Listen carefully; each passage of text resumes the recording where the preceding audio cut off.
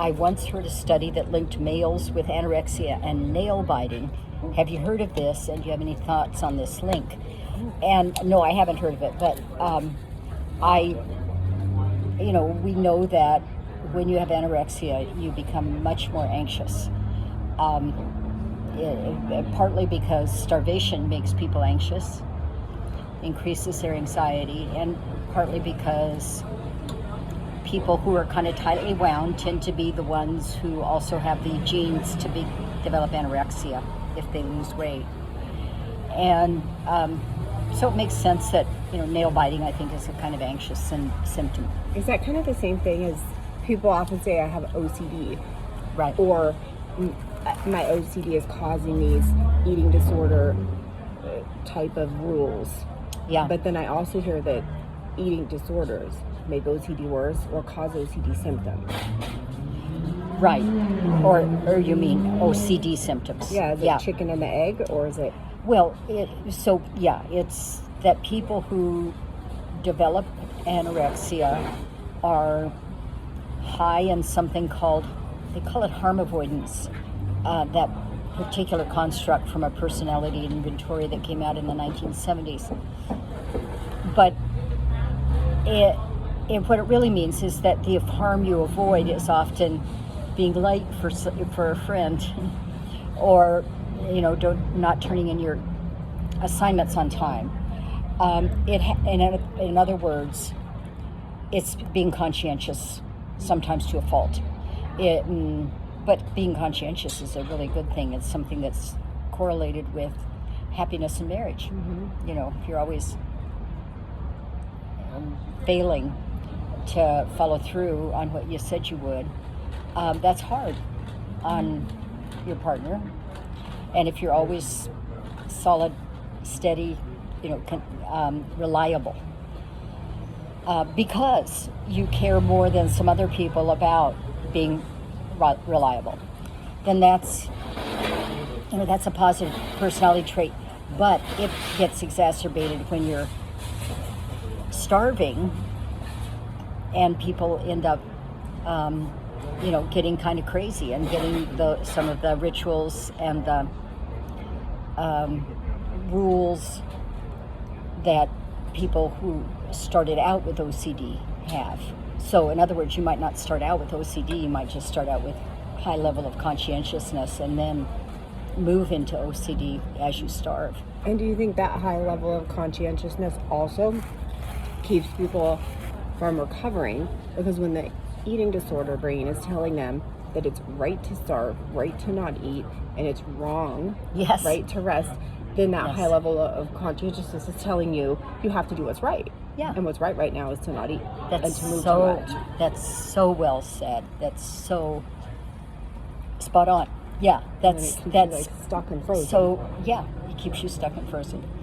Yeah. I think you have to learn to do the wrong thing. Right. To recover. You have to do the thing that feels wrong all the time. Yeah.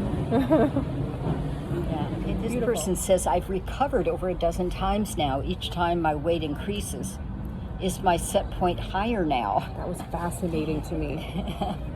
Yeah, your set point is higher, but not because you recovered. It's higher because you lost weight. Each time you lost weight, your body interpreted that as we live in an environment where there's not enough food, and therefore when we get a chance, when there is food, we should store more fat. And that's why. So then your set point rises. It totally rises. Okay. Yes. So then what do you say to someone that says, now that I've done this 4 times and my set point is XYZ, I can't recover now because now I'll be living in that high body. So if I want to live in a body size I can accept, forget about it, I can't recover. You can't recover without accepting your body where your genes and your epigenome want you to be. So the only way your set point's ever going to go down is by convincing the primitive part of your brain, the brain stem, the hypothalamus, that you no longer live with famine. The only way that it understands that is by eating enough food every day throughout the day. And over time, many people do find that their weight will, So their set point can go down again? it absolutely will go down. Do you think that's what they term overshoot, and then it goes down? Yeah. So, for example, people who are binging and purging and go in at inpatient treatment center where they know exactly what they're eating, and they're being required to eat large amounts of food, will actually end up losing a little weight over what they came in at, because they're no longer purging, and their body can be a little more comfortable because it's gotten so much food at a lower weight. So we have a genetic weight, most of us, that's kind of remarkably strong. But I mean that, for example, when there was a study of twins reared apart, which was very common actually, that people who gave up children for adoption, twins for adoption, would rarely during this era be placed in the same home. They would be placed in different homes. It just felt to everybody, I guess, that it was give the kids a better chance, or maybe parents were not ready to take twins. In any case, there are lots and lots of twins that are genetically identical, who were reared from infancy in a different home. When they were found, there was a huge study from Minnesota, the Minnesota twin study, that followed these people up in middle age, and damned if the homozygous, or the identical twins, were within just a pound or two of each other. They were really close, even though they'd been raised in very, very different environments. Or sometimes, certainly they've been raised in different families. Whereas the fraternal twins, the kids that weren't identical, were as different as other siblings would be. So our bodies are really good for those in the middle part of the distribution, of the weight distribution, of the bell-shaped curve, are really good at keeping us kind of where our genes want us to be. But we can push it up. It's hard to push it below where we were born to be. But when you push it up over where you're supposed to be, and then you communicate to your, this part of the brain doesn't speak English, doesn't understand English, which is why it will make people who were genetically meant to be fat store fat, even though they've always been surrounded by nothing but grocery stores. And so it's hard for people, just kind of to trust that their body is not going to let them, if they allow themselves to eat, 3 meals, 3 snacks, no more than 3 hours in between, or some such thing, enough food every day, the right amount of food every day, that they will get to a healthy place. Now, it'll be a healthy place that is higher than, for 95% of us females, that's higher than, the fashion. And higher than our eating disorder thinks is okay. Definitely. Yeah. I often say that's kind of the last frontier of recovery. Is so many people can tackle the fear foods and tackle the extreme hunger and tackle the resting, and then when it comes to accepting that body, they just that's the very last thing you have to let go of. Mm-hmm. And yet, when you do let go of that, you can have so much peace and joy. Mm-hmm. That hanging on to that idea of, fitting the cultural ideal briefly, or for a long time when you were anorexic, is so costly in terms of your well-being or your sense of happiness. People are not happy when they have anorexia. But when you do start recovering and you look back, you always have those rose-colored glasses on. You know, in recovery, do. you look back and you when you start long when you for start it. gaining that weight and you you look long back, for it. you forget that you were miserable. you just see that you were thin and everybody accepted you better. You know. Mhm. Yeah. Or I think there's a question on here somewhere about somebody. Someone who had their past larger body caused bullying and trauma, Yes. and they hated it and can't go back. And that's that exact same thing that you were just talking about, you know. Right. That Right. you can't recover. It Yeah. just kind of comes down to that choice of when Mhm. you've had that trauma and you've been bullied in that larger body, Mhm. and how do you explain to somebody that going back there is going to be a positive thing, because it wasn't. Well, we live in a time when it would be better to be almost anything than fat. Yeah. You know, better to be black, better to be Jewish, better to be handicapped. Yeah. You know, than to be fat. But people who are fat and have accepted it have joined together to call out the bigotry and the cruelty of saying we should all be, you know, some BMI that, you know, that Some white man decided was good. right, and so, you know, yes, you were bullied in middle school and it was hell, and that's terrible, and I'm so sorry. And let's work together to make sure that other kids aren't bullied in middle school. Yeah. You know, let's work together to celebrate that pride. Yeah. You know, Because that's not going to happen if we continue to strive to be thin. yeah. Yeah. Yeah. As a lot of people say, it's okay for you to be fat. I love that on you. On me, I can't. On me, it's not okay. Uh-huh. That's what they say a lot, you know. But on my friends, on my parents, on my mom, on my kids, it's fine. I love them for that. I don't judge them at all. But on me, it's not okay. Uh-huh. And you know, I personally, I often say, but that's not what you're telling them, because you're more than your words. And That's so an you're interesting showing thing. You're them showing them. that that's Yeah. not okay. Yeah. And we all know that nonverbal communication is just much more what people define you on than your verbal communication. It is. It's true. Yeah. If you want to be consistent with what your values are, you have to do that extra hard work. I think the other thing is that we just can't really believe that our weight is as heritable as our height. In other words, that our genes affect our weight as much as they affect our height. We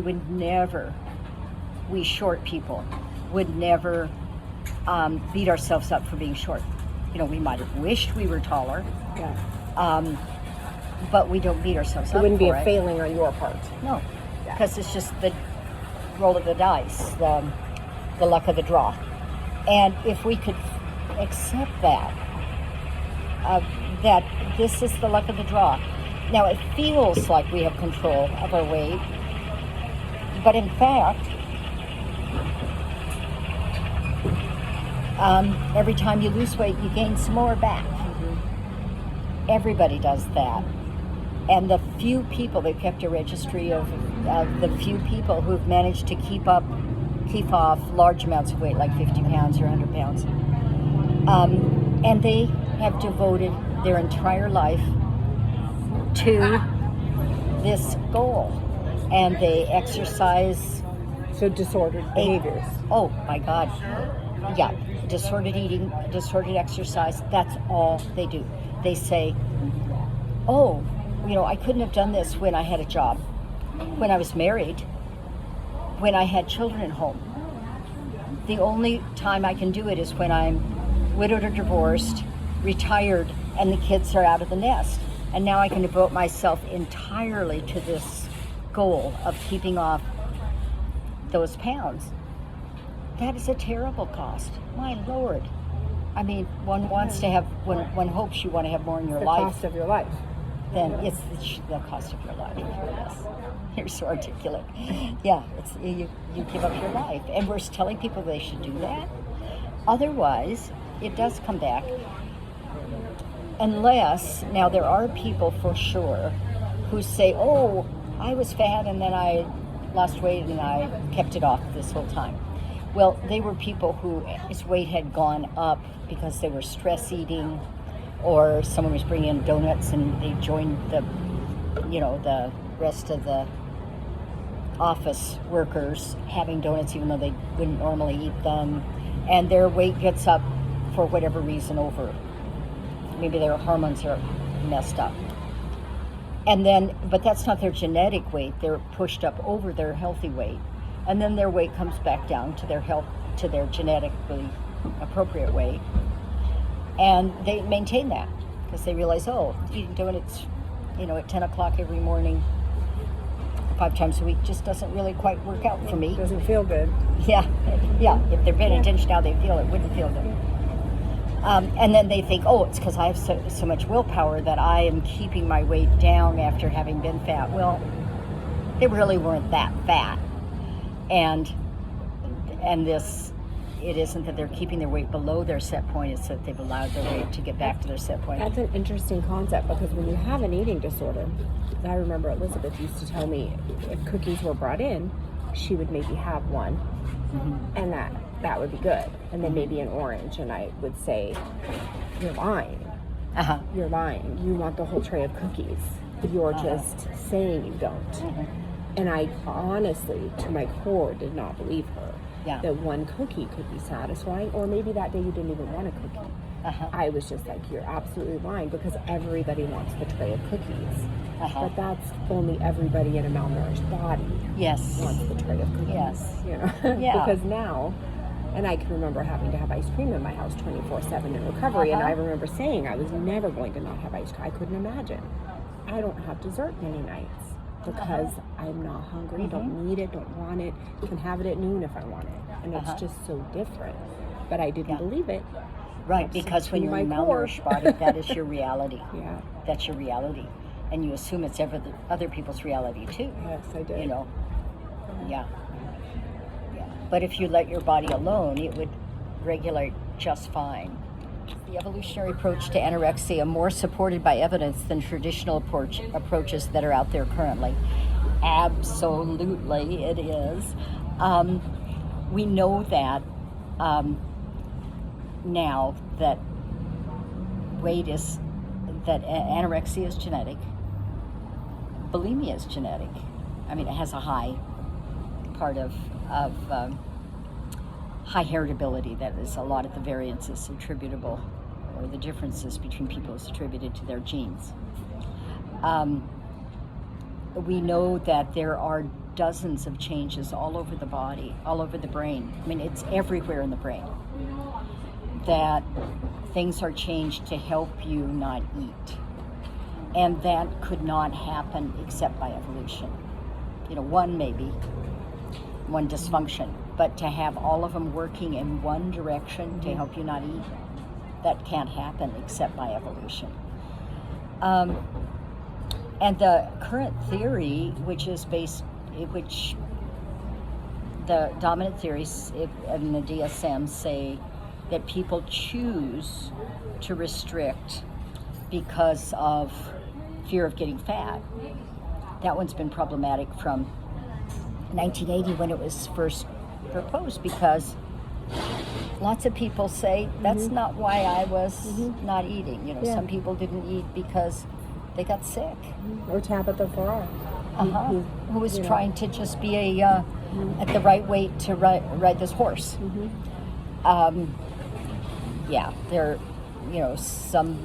The real common one with young kids is that they joined their mom on giving up sweets for Lent.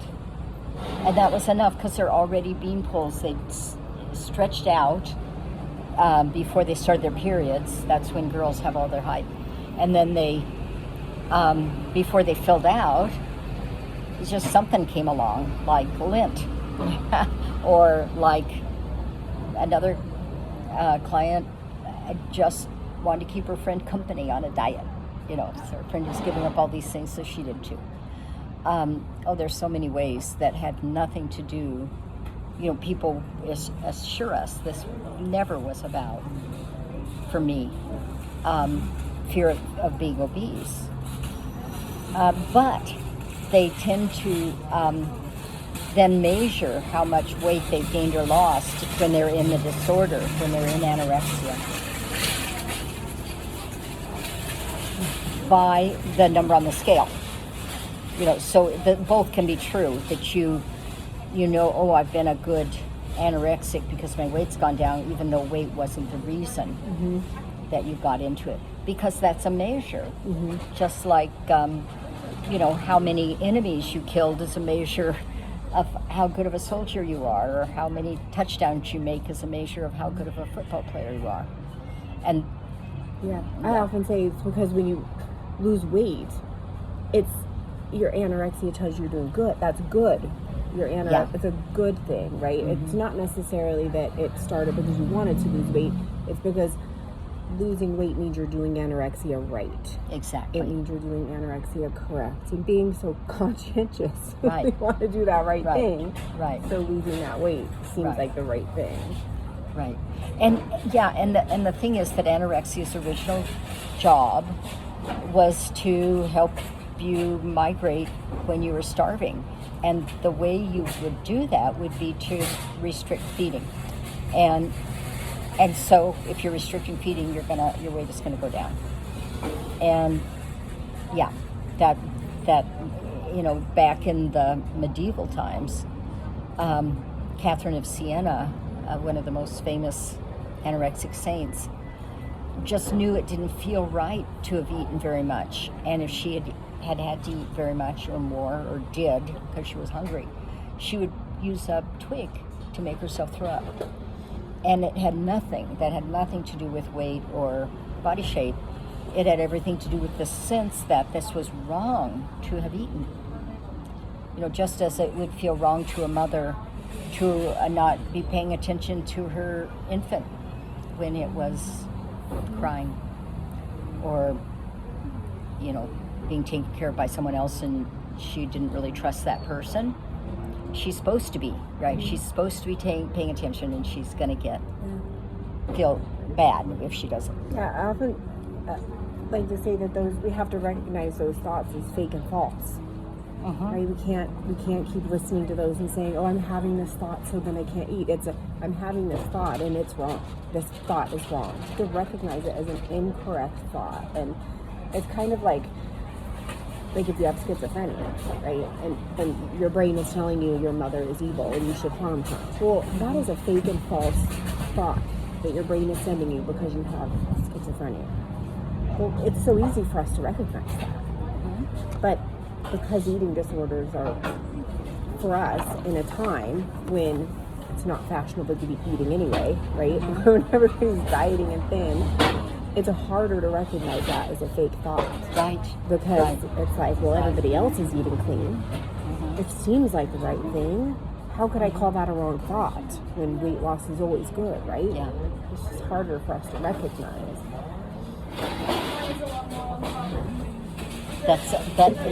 I love that comparison with the fake and false thoughts of schizophrenia, that my mother is evil and I have to kill her. That's beautiful, because that's the same level of psychosis. Yeah. It's crazy. It is. It's insane to think But you can see when you're it that starving way. that you shouldn't eat. That's crazy. We forget sometimes because we're so immersed in this culture of, it's okay to starve. yeah, that it's even good to, restrict. That it is insane when you are underweight to not eat, when you are malnourished to not eat. That's fake and false thoughts. What do you say to people that say that it's because of control or trauma that they're restricting food? Well, many people come to anorexia from a rape, or neglectful parents, or Yeah, trauma definitely affects us profoundly. And if you lose weight for either thinking, well, if I weighed less, my breasts would be smaller and men wouldn't be attracted to me, or or just having lost your appetite because of the trauma, and then you lose weight, then you're in the anorexic brain. So you definitely can lose weight from trauma. And what was the other thing you mentioned? But it's not that my need for control or the control trauma has caused the eating disorder. It's that those things caused me to go into energy deficit or lose weight. Right. Which caused the changes, which caused the eating disorder. Exactly. And it was trauma. Control was the other thing. And that is so interesting. People are just have the experience that using control feels so good. And we forget that things feel good because they helped us thrive as animals. Sex feels good because it helps us procreate, bring another generation into the world. Control feels good when it's helping us take good care of our children, do what we're supposed to do. We get rewarded for showing self-control. And what happens when you have anorexia is that those parts of the brain are supercharged.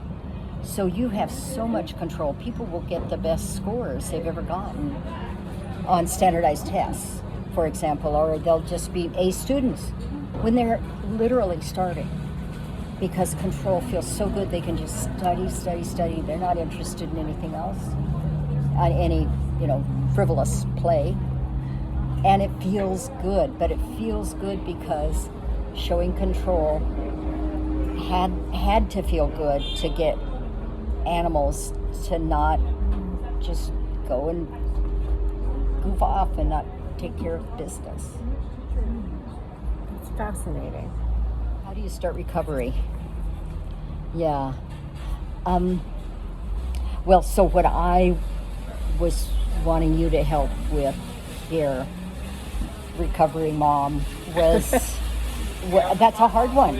It's exactly ineffable, but it's mysterious. What is the thing that helps somebody say, okay, maybe I'm ready to change. And I don't know what it would, I don't have anything very thoughtful to say about that, except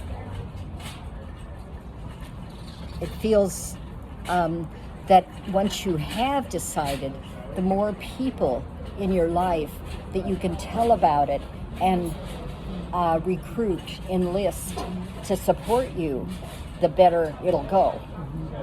Because once you decide, you have to decide a million more times. Yeah. But and not keeping it, the secret, because a lot of people want to recover, but they don't want to tell anybody. They want to recover, but they don't want their spouse to know, their kids to know, their mom to know. But in reality, it's easier to slip back when it's a secret. Once everybody knows, that was like the defining feature for me. Telling people meant I couldn't go back. I couldn't lie. Yes. Because now they knew. Yes. So that's a real commitment when you tell people. And I would say admitting that it's miserable, so that every time it's hard, you can remind yourself that it is miserable, right? Don't fool yourself that you're not miserable right now. And then B, make the next change you can make that's the largest you can, but knowing you won't go backwards. So if you can add another meal every day, that's amazing. But if you know you're going to restrict if you add a meal, well, that's too big. Add a snack. Add a banana. If you think eating a banana is going to make you restrict tomorrow, well, what's the point? Add a half a banana. My first thing I added, and I think this was before I met you, was 1 tablespoon of cottage cheese a day. Wow. That is all I added. And it was horrible. And I kept it that way for like a week before I added 2 tablespoons of cottage cheese. Because I wanted cheese, but I was too afraid of cheese. But they make a non-fat cottage cheese. It felt kind of safe. And a tablespoon of that felt doable. And if I would have done a cheese slice, I would have went back. and not kept going. Yeah. So a lot of people say, I keep trying. I keep adding dinner. I keep going all in. I keep trying. Uh-huh. I keep failing. Yes. But I always think if you go small, Uh-huh. then you get used to succeeding. Uh-huh. And you feel the fear and you do it, and you feel the fear and you do it. And then it's not like I'm doing tablespoons of cottage cheese for the rest of my life, because I'm used to now tackling the fear of it. Yes. So then I can do a slice of pizza because I've learned that I can feel fear and do it. So Yes. it's not like the changes are always so small. It's that they just have to be small for now so you can get used to how they feel and making the changes. Yeah. That's what helped me. Yeah. That's wonderful. Wonderful experience and suggestions. Yeah. For people with EDs that go undetected or even encouraged by doctors, and they have the genes that make it feel right to do this eating disorder or to be anorexic, how do we know it's actually wrong or hurting us? It's a really good question. And hard to answer, actually. It seems like this is what evolution wants some of us to become. And in a way, that feels like we're listening to our bodies. Okay, so evolution doesn't want you to become a starving person who is hyperactive, losing muscle mass and bone mass, and deluding yourself into thinking that you're, seeing fat where it isn't there. Evolution doesn't want that. Evolution wants you, if you are starving, to be able to leave the area and find a better area. But you're absolutely right that in a way that feels like we're listening to our bodies. Absolutely, absolutely. When you're in the anorexia, it feels, it's taken over by that agenda, the anorexics agenda. It's just like when you have a baby, you're listening to your body and you're doing all these things that feel so right. And it was right in the Pleistocene when you were starving to be doing this. So how would you know? I guess, you have to rely on your loved ones. You have to, if people who love you are scared, take it seriously. It kind of reminds me of when people are drinking or an addiction and they say, yes, I don't have a problem, how do I know? Yes. And they always say, well, That's is good. it affecting their life negatively? Yeah. And if you can't go to lunch with your loved Yeah. ones, or if your child brings you a cupcake in the middle of the day right after your lunch and you're full, but you can't share it with them because you're too afraid, okay, well, that's affecting your life negatively, right? And That's so beautiful. That's really good. That would definitely be a sign Yeah. that that's one of the ways you would know, Yeah. right? You're not living happy. You're not living free. You're not living free of guilt and shame, because, like you said, I don't think evolution's goal is for you to live in guilt and shame. It's for you to survive, to live without guilt and shame later, right? But Right. later doesn't end because we've self-imposed the famine and it's going on forever. Right. There's not an ending. Yes. Where there would have been an ending before. Yeah. Yeah. Beautiful. Do you think the future of eating disorder treatment will start to embrace those theories that are rooted in biology, as studies are proving it more and more? I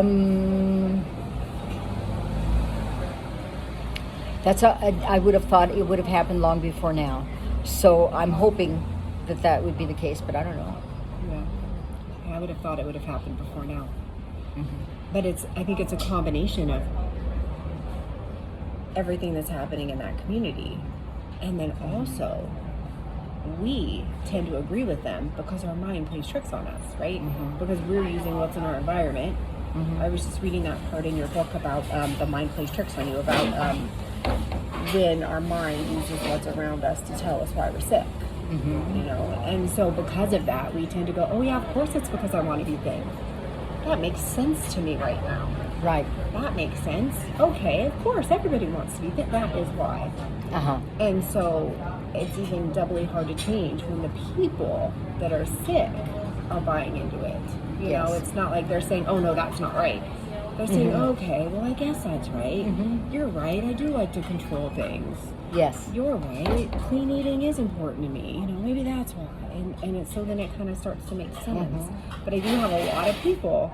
Somebody actually that commented when I mentioned that I was going to come and ask you some questions, and they commented and said that your book was so important to them because they've had this for so long and nothing made sense.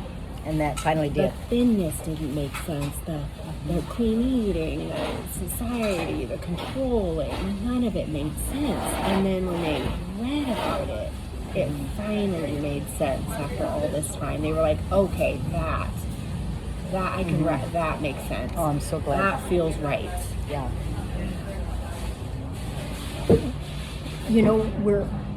We have, a lot of us, most of us probably, have a really hard time thinking, not being mind-body dualists, not thinking that Descartes was right, that there's a spiritual realm and a physical realm, and we can't believe that the physical realm, let me just ground this a little more.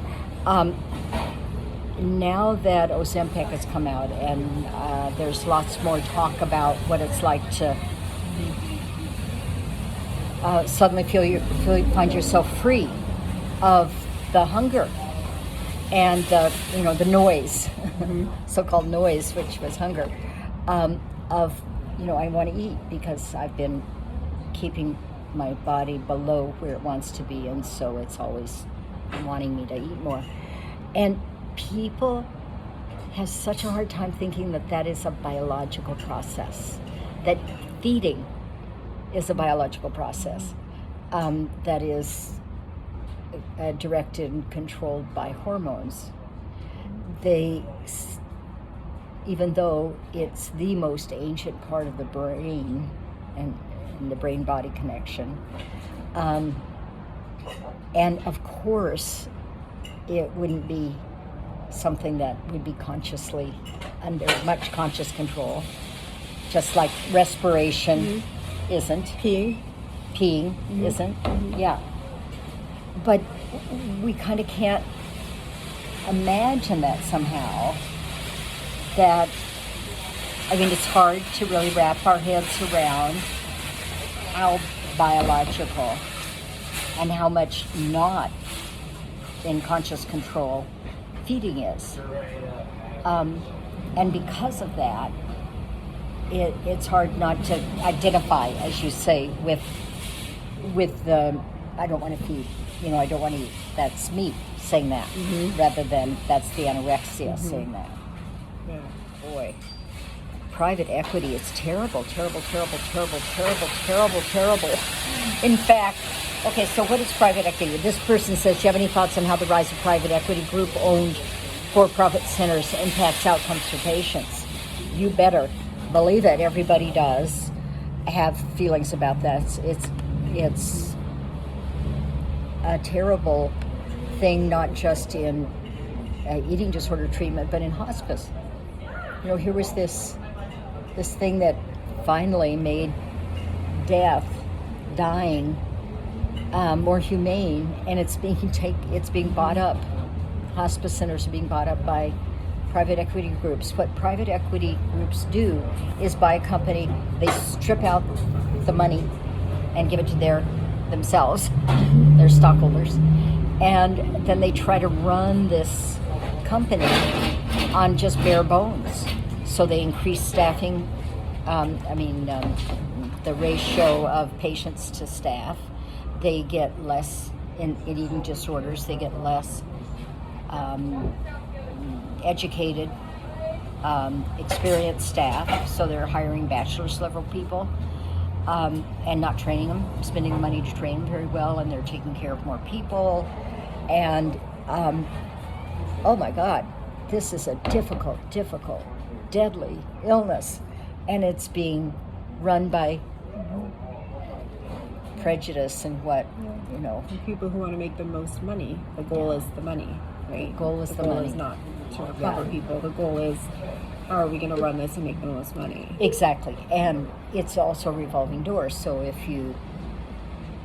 if you get people to a certain level of weight gain, say, and then they lose weight when they go out and then they come back, that's a great model.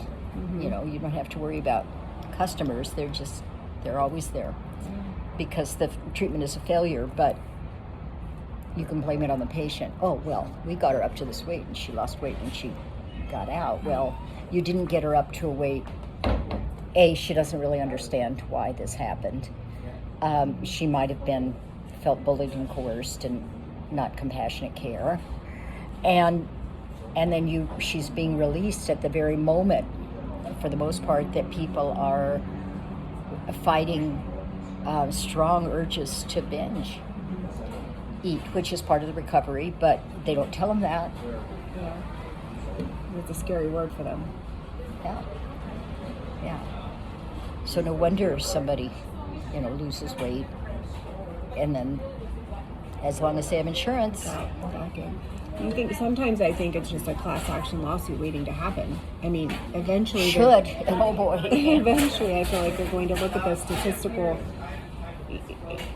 possibility of actually recovering and realize that no other care or business or product in the world could have that kind of a success rate and be in business. You would be sued in a heartbeat, for anything else that you sold, much less something dealing with somebody's lives. So I just keep thinking eventually we have to come together. Yes. Enough people have been traumatized and in and out and wasted so much money. Yeah. Which is the next question, are any treatment centers safe? I know that there are people who run centers who deeply, deeply want to help. And, I hope there are anyway. There used to be. And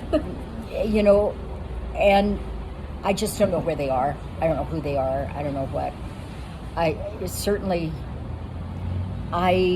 think it's best if people can recover by getting their loved ones to help them, support them, and doing it outside the hospital or outside of the inpatient treatment center. Because as we know, people don't get to have the skills. We need dietitians on the treatment team, and we need, loving friends and family and physician or a medical care. People who say, I don't have that.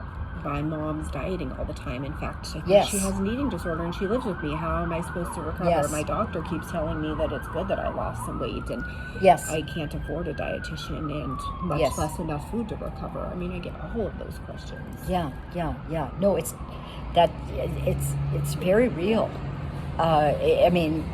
Problems for sure. All of that happens. So you have to, on the internet, there are people like Recovery Mom. There are books by people like Tabitha Farrar. There's somebody. I think Eva Musby is just wonderful. There's some good stuff on Feast, FEAST. There's also some problematic stuff because it kind of got co-opted by eating recovery centers. Let me think. So you have to put it together yourself. Reach out to people, see if you can get a friend, maybe someone you've never met who lives on the other side of the continent, but you guys check in with each other. Yeah. How'd you do today? Yeah. People sometimes feel like it isn't possible or it isn't doable, or if they did try treatment and they come out and they say I can't do it without their help now, I'm definitely going to fail because I left, and I often say it was you who did it in there. Right? Oh, that's nice. You were the one eating. You could have thrown your food against the wall every day, and I know people who have, but you were doing it. Yeah. So it's still you, whether you're in or out. And you can do it without money. You can do it without recovery. People. Yeah. Because it is you. Yeah. Nobody else is putting the food in. That's lovely. I love that. You know, Yeah. and if your mom's dieting and anorexic and triggering, then this might be unpopular, but hide food in your room. You do what you have to do. Yes. You know, put candy bars under your pillow. You have to put candy bars under your pillow, but you do what you have to do. Yeah, because for some people it is just up to them. It is just you and only you. Mm-hmm. I love you're And saying hopefully- it was you who did that. It was you, and if it will be you, and when it's done being you, maybe your mom will follow suit. You know, when you're living a happy life and she's realizing she's unhappy. Mm-hmm. Yeah. How do you get your period back? Well, you have to maintain your weight at your healthy weight long enough. It's about set point. Yeah, it's getting back to your healthy set point.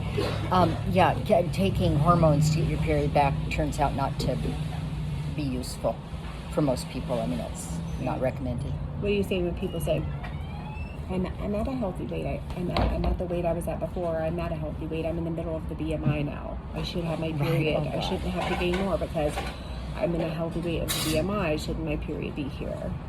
Exactly. Yeah, that damn BMI. Just look up BMI on the internet, and you'll find all kinds of excellent critiques of it. There are some of us who are just short and stout, and that BMI is never going to not say that we should weigh less than would be healthy, then that would allow us to have a period.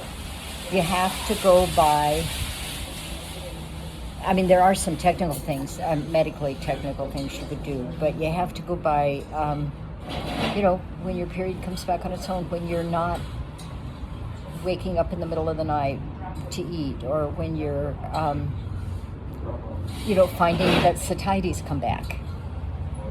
I don't know, what else would you say? So that's kind of like, how do you know when you're at your set point? I mean, that's essentially the same question, you know?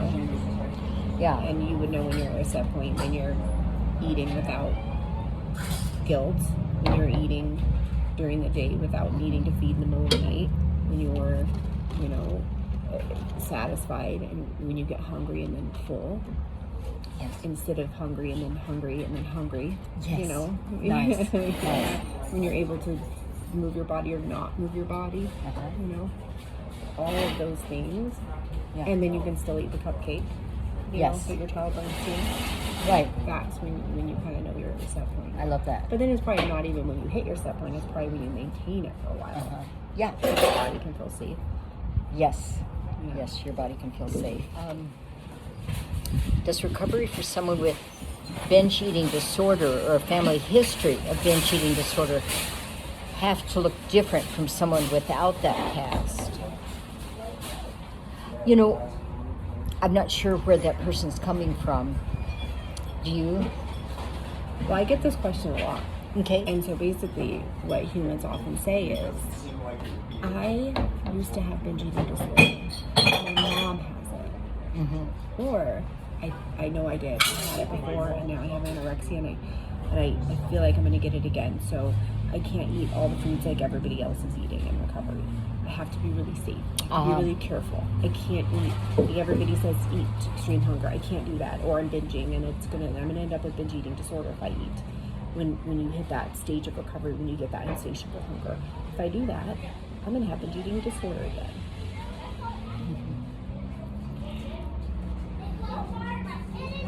And some humans say that, and they feel like they had it in the past. Some humans ask me that, and it's a family member that's had it. Their family. Yeah, it's a hard Notre Dame, but then against one of the people, you just go to that. So It is the number one fear yeah, for humans recovering. yeah. The number one fear. It is normal to feel endless hunger or bottomless hunger. It's normal to feel that when you're recovering. It's normal to feel that if you starved yourself for a day or two. It's normal to feel that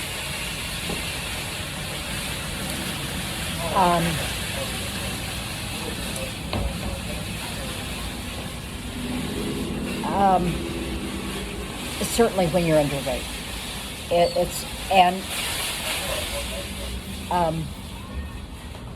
And it is terrifying, but whenever we're in one state, like when we're sad, depressed, it's kind of hard to hold on to the memory of happiness, and it's hard to hold on to, when you're in that state, it's hard to believe that it's going to change, but it absolutely is.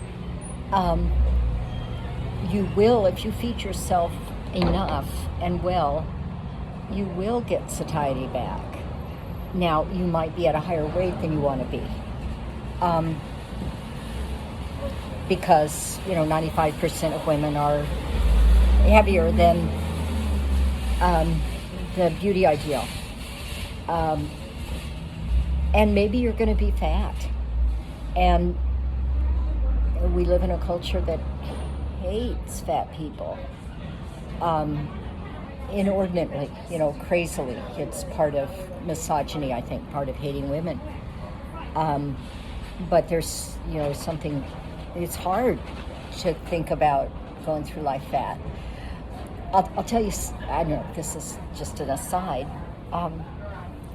So a guy who's done more work on leptin, the hormone that is the way our body protects itself from starvation, among other things. And it is always telling, at every instant, it's telling the brain how much fat we have stored. And leptin is a happy hormone. So my friend, who's an endocrinologist and the world's leading authority on leptin, said that this is one of the things he noticed. He works with fat families and anorexic families, and the fat families were always having a really good time. They'd be joking and laughing, and they were happy. There's something real about the jolly fat man. And the anorexic families were always pretty grim. And so suppose it is your fate to be fat. You know what? You're probably going to be happier than that skinny person who looks like Kate Moss. That is so fascinating, because when I was recovering, and I tell people this sometimes when they're afraid of the weight gain, I said I'm a people watcher. I was just saying that. I used to watch people. And I used to always look for women my age, and look at their bodies, because I was trained to do that. Yeah. I just look at their bodies. And then when I was recovering, I was trying to see the difference between large bodies, small bodies. What do they feel like? What do I want? And whenever I saw the skinny bodies, I would always think they don't look happy. They don't look soft and cozy and warm and loving, and they don't look like a grandma I want to be. Right. And then I would see the larger women, and I would think they look happier and softer and gentler and kinder and sweeter, and the kind of grandma I want to be. Yes. And it's interesting to hear you say that, because you can just see that when you look around in the world. Yeah. You can just find that yourself in your own world. And that's why I would tell people, look at people in your life and who you see, and you don't look at people's body size for their worth, and look to the people that you love, and why do you love them. And that's fascinating that there is a link to that. Mm-hmm. Wow. Yeah. What about binge eating disorder itself? Oh, okay. Coming after anorexia. Well, it's part of the process. It's part of the recovery. You will, I think, almost everybody, I think, will go through a period where they certainly want to binge eat, and they should binge eat. Mm-hmm. Yeah. You should just eat. That's the point of that. Yeah. What about actual binge eating disorder? So, because that's what people think they're going to get. Okay. They think they're going to get that disorder. Yeah, I think binge eating disorder is kind of hard to separate from the terror and prejudice against eating.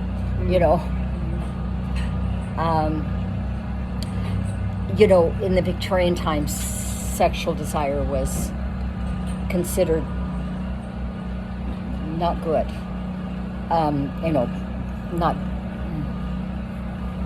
not appropriate.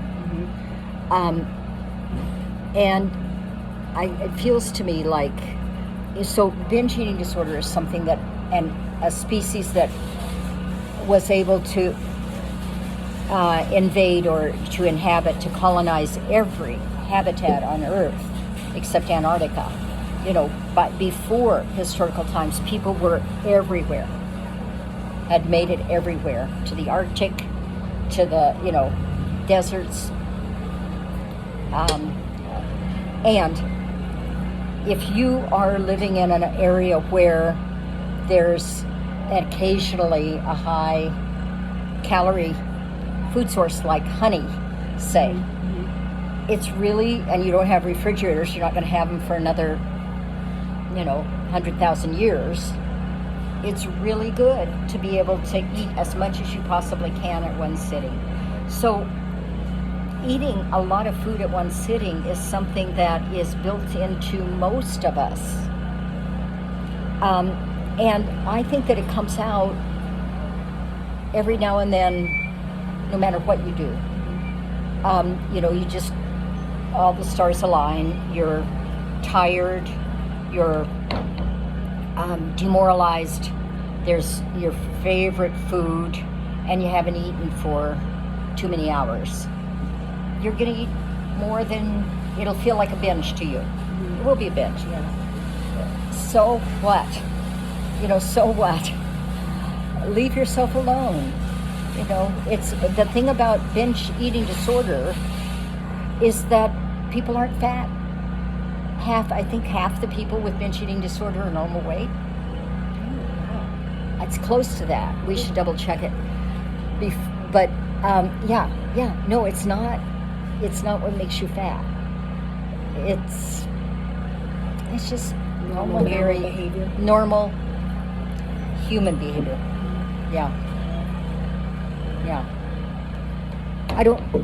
I'll bet, I'm not sure about this, but I bet that other primates, other great apes probably don't binge eat because they're eating fruit and leaves.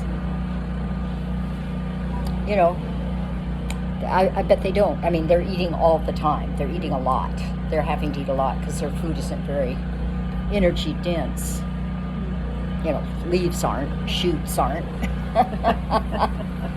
Anyway, I don't know. I mean, I just feel like you do, if you're not under eating and you're not over exercising and you're feeding yourself lovingly, then you're not probably going to have times in taking care of yourself well. Don't get overtired. Be assertive. Take good care of your emotional needs. Ask for what you need from your loved ones and your boss and the people under you, Probably one of the strongest things you could do for binge eating disorder is to be more assertive. I'm just guessing about that. But the point is, you take as good a care of yourself as you can, and every now and then it's going to happen, and move on. Yeah, that's what A couple weeks into recovery, and once I start eating, I feel like I need to keep eating. And it's mainly calorie-dense foods that I haven't allowed myself in years. Which sounds like common sense to me, right? Your body's common sense. And I just keep eating until I feel uncontrollably sick. And then the next day I promise myself I'll go back to restricting. Does this ever get better? And then the next day I get hungry and eat again. And the same thing happens. Does it ever get better?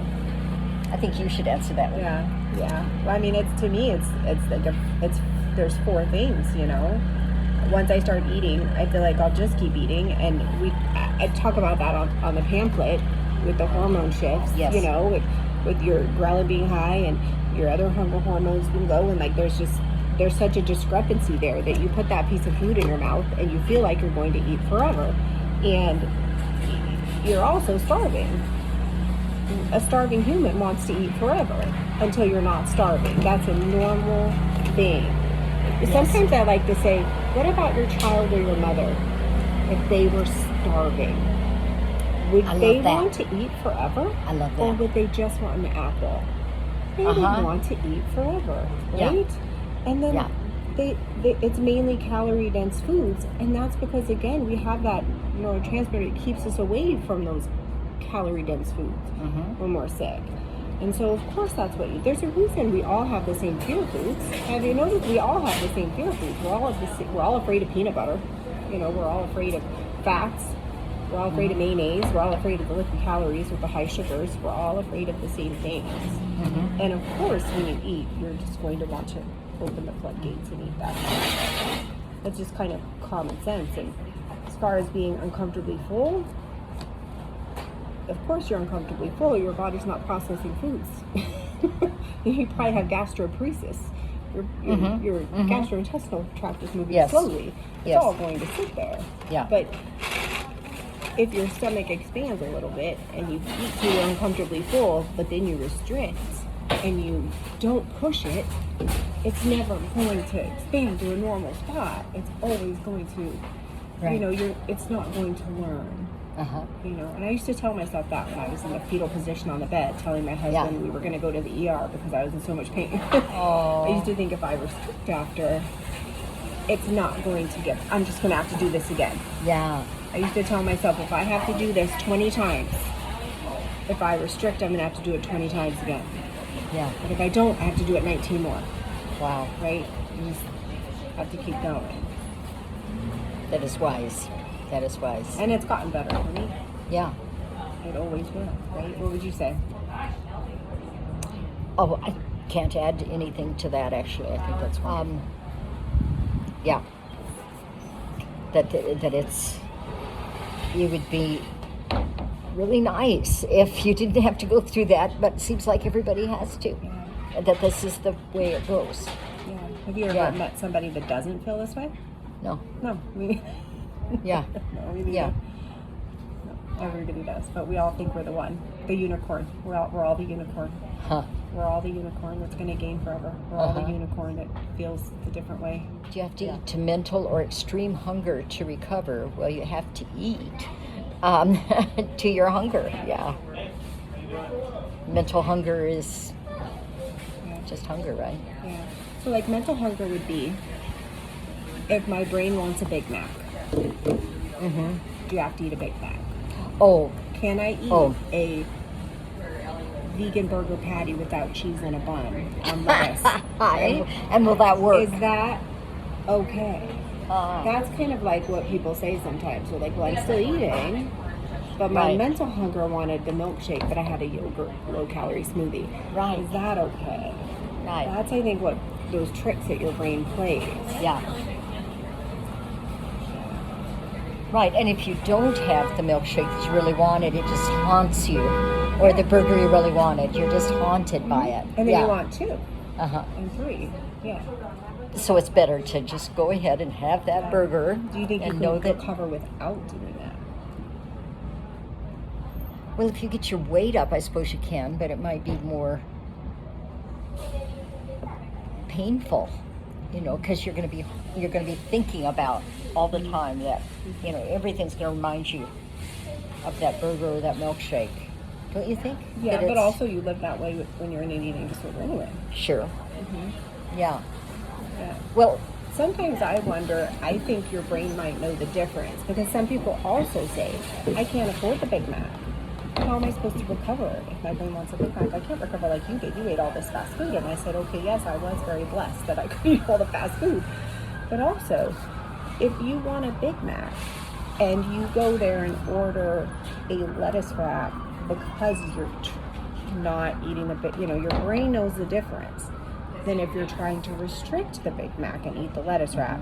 Then if you can't afford the Big Mac, so you're at home making a replica that you're trying to do. Your brain knows that, and your brain knows that's not restricting, right? It's kind of like people say, I can't afford the food, and I said, well, if you want Taco Bell, and your brain's craving it, well, if you make beans at home and you still Taco Bell hot sauce and you eat that, your brain knows that's not restricting. But if you go to Taco Bell and you order some calorie low replica of what you really want, then your brain is going to see that as restricting, right?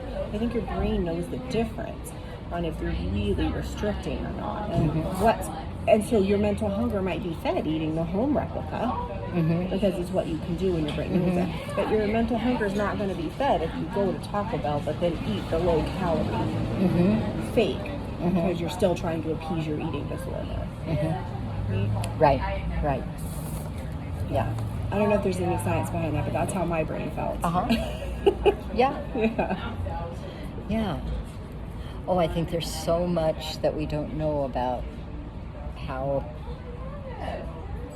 how your brain kind of, there's a part of our brain that really wants us to be healthy. And the way to be healthy was to have that feared food, right? Yeah. And some people say it's like, I could eat 20,000 calories a day easy in extreme hunger, and I did. And some people are afraid to do that, or they can't do that, or they can't afford that, or whatever it is. And of course, I just think it's quicker. It's like the people that do the all-in recovery where they just go for it from the beginning instead of going slow. It's wonderful because I feel like it's going to make everything go faster, right? You're going to nutritionally rehabilitate faster. You're going to get to your set point faster. Your brain's going to recover faster. But if you can't do that, for me, I feel like you have to eat early. Breakfast. That was a big one. I hated breakfast. I've never been I think I used to tell you, my mom never ate breakfast. Nobody in my family ever ate breakfast. I'm not going to eat breakfast. It's wrong. It just feels like unnecessary. And Elizabeth once told me that she found new research shows that breakfast is not important. You don't have to eat breakfast. Many people don't, and that's okay for their body. For my body, with an eating disorder history, yes, I have to eat breakfast. You had to eat breakfast, when I get up. especially so you could get away from the night eating. Yeah, absolutely. Yeah. Eat breakfast. Otherwise, you were Everything was to getting 3 hours. shifted. Yeah, and then no breakfast means no snacks, means no lunch, means no, And now breakfast is my favorite meal of the day. Quite honestly, It is interesting. Absolutely, I look forward to it every day. Yeah, and then you have to eat often and enough. I don't think you have to eat the 20,000 calories a day. If you can, you have to eat early, often, and enough. And stop moving. Yes. Yes.